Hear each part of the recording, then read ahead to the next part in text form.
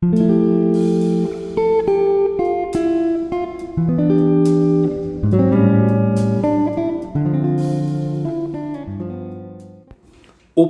and closed sphere. So first of all, what is open sphere? मैं बात कर रहा हूँ मेट्रिक स्पेस के अंदर, that's a topic of real analysis. तो ओपन स्फीयर क्या है, या फिर ओपन सेट, या फिर हम बात कर सकते हैं ओपन बॉल के बारे में। So what is the meaning of open sphere? So एक सेट कंसीडर करेंगे बच्चों हम, जिसको मैं मीट्रिक स्पेस के नाम से जानते हैं। That set is known as X D. X D is known as a metric space.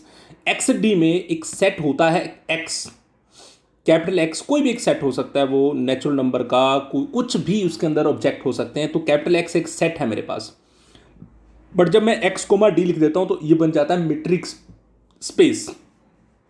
और अगर ये मैट्रिक्स स्पेस है तो यहां पे ना डी क्या रोल प्ले करता है? डी एक डिस्टेंस फंक्शन के लिए काम करता है। तो मान लीजिए मैंने एक ए को पकड़ा बच्चों, और एक रेडियस लेके ना ए के आसपास एक ओपन स्फीयर ड्रा कर दिया। ठीक है, ए को उठाया। अब जो ए से किसी पॉइंट की डिस्टेंस अगर वो आर से कम रहेगी, मान लो ए इस स्फीयर के अंदर, इस सर्कल के अंदर बहुत सारे पॉइंट्स आपको कंसीडर हो रहे हैं। ये एक्चुअली ओपन स्फीयर टाइप है, यानी कि इसको 3D में आप सोचें।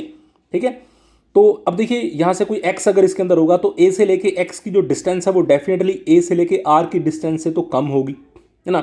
मान लीजिए आर 5 सेंटीमीटर है, तो ए से एक्स 2 हो सकती है, 3 हो सकती है, 4 हो सकती है, बट 5 नहीं हो सकती। तो इसका मतलब इसके अंदर अंदर आर से छोटे छोटे जितने भी पॉइंट्स आएंगे वो सारे बच्चों ओपन स्फीयर में आ जाएंगे। यानी कि ओपन स्फीयर क्या बन गया? ओपन स्फीयर को लिखते हैं एस आर आस ए।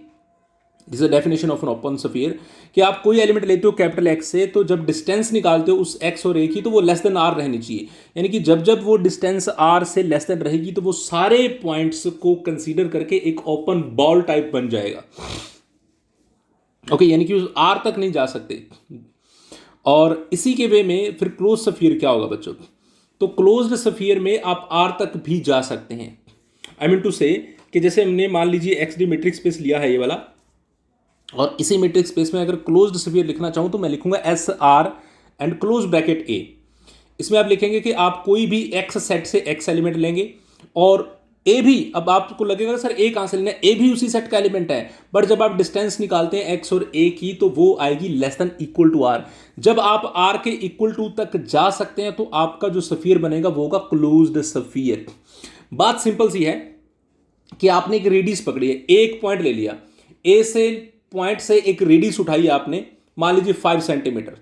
अगर आप उस 5 से नीचे रहेगी, यानी कि 4 सेंटीमीटर तक या 4.9 सेंटीमीटर तक बहुत सारे पॉइंट आप कंसीडर कर लेते हो, तो वो सारे पॉइंट्स एक बॉल टाइप, एक स्फीयर टाइप शेप बन जाएगी।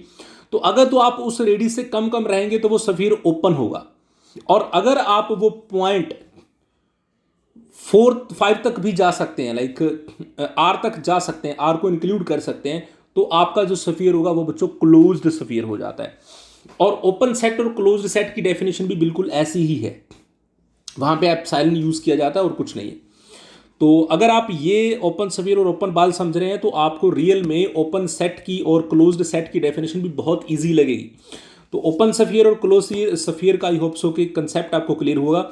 अगर आप आर से छोटे छोटी वैल्यूज लेंगे, डिस्टेंस जिनकी एक्स और ए की है, वो डिस्टेंस आर से छोटी रहेगी तो ओपन, और इक्वल आ जाएगी तो closed. So thank you so much.